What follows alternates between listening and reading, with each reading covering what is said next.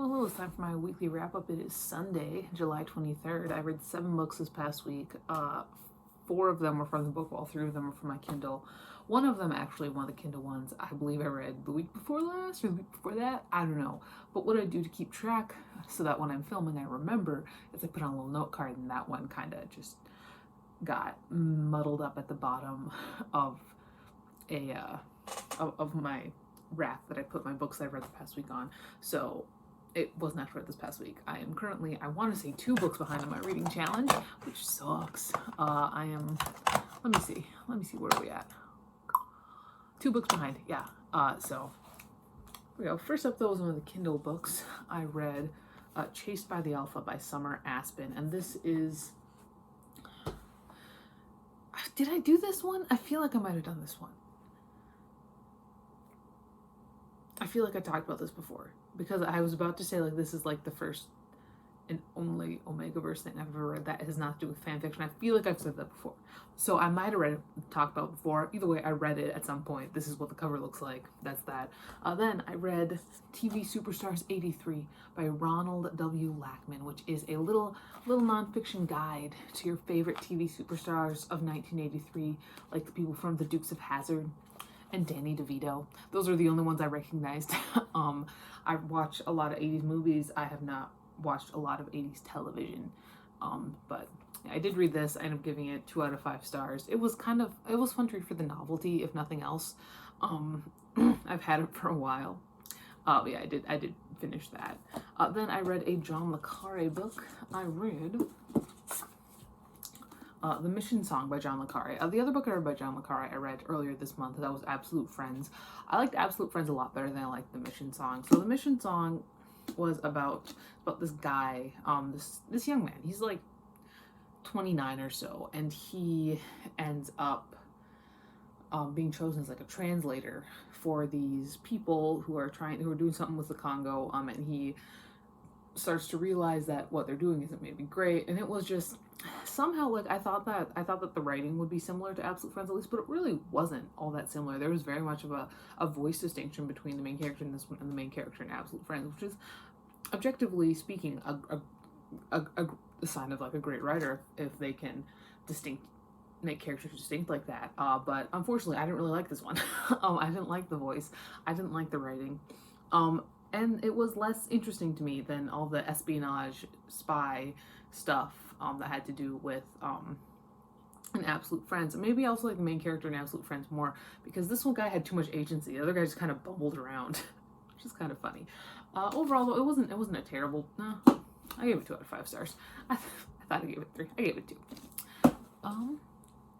The next book I read was another Kindle book, and that was another short story on Kindle. That is Choose by David Whittaker, which is about this woman who wakes up in this, like, strapped to a table, and she's forced to choose. It's basically like all of those stereotypical ethical questions. Like, it starts off with the trolley problem situation. I'm not going to say too much more about the plot because it is a short story. I believe it's free on Kindle. Not even Kindle Unlimited. Just, you can buy it for free. I don't have Kindle Unlimited.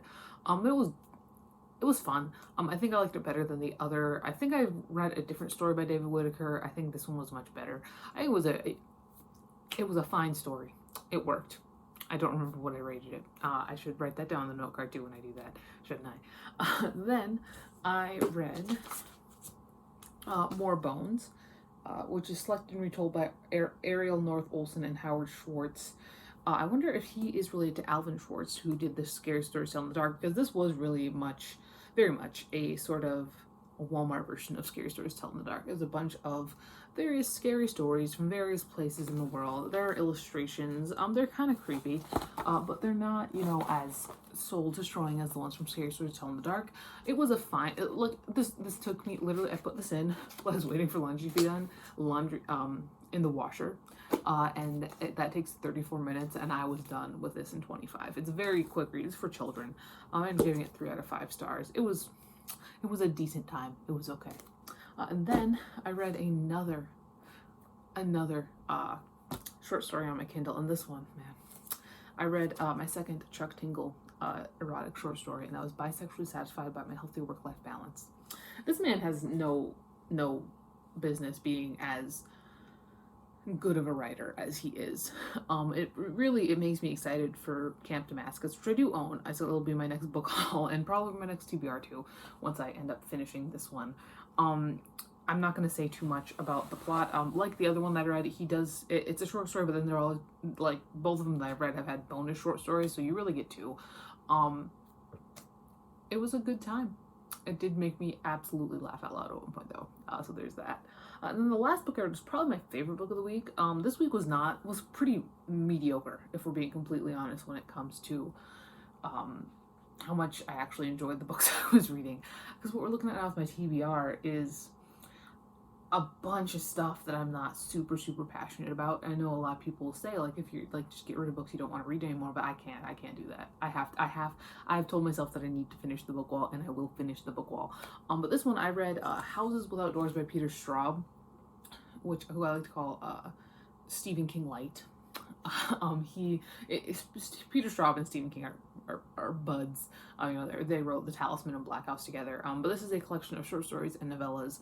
I enjoyed them. The writing does really remind me of Stephen King. And they weren't all like explicitly horror, but they were very much, you could see they were horror. Especially the first one. Like, we kicked off with Blue Rose, which features this terrible 10-year-old boy in this family of terrible people doing terrible things after he figures out how to hypnotize his 9-year-old little brother, which is, pretty horrifying. The Juniper Tree, which was pretty horrifying. Short Guide to the City was more of almost like a writing exercise. It felt like it was interesting to read. It was fun. The Buffalo Hunter, I thought went on for a little bit too long, but there was a lot in there that I thought was really relatable to people who I think read a lot, and it was really interesting and good. It just was by far not by far the longest, but one of the longer novellas in there, and it went on just a little bit too long, I think. Something About a Death, Something About a Fire I remember nothing about, and I finished this, 2 days ago. And Mrs. God was pretty good too. But again, it was a little long. Because these novellas, they are novellas. They're like 110 pages, the longer ones are. I felt like you either gotta really develop things and make this its own thing, or if I'm in the mindset I'm reading a novella, I want it to be a little bit snappier. And Blue Rose was like the perfect example. It was like 50 pages, really interesting, strong start to finish. And same with the Juniper Tree, honestly. A little bit shorter than Blue Rose, but still kind of strong.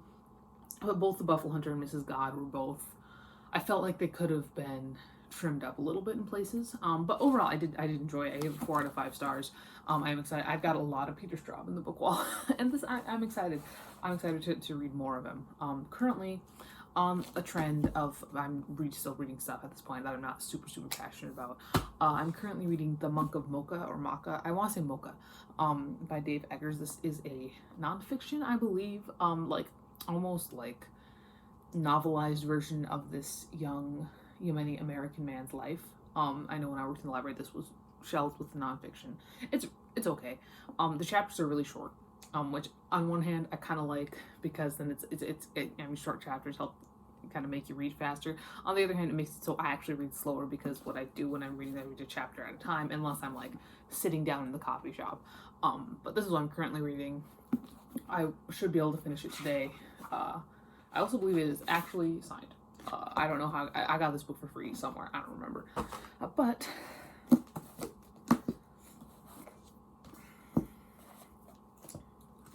these are the books I read this past week. That's all for today. I'll talk to you later, and goodbye.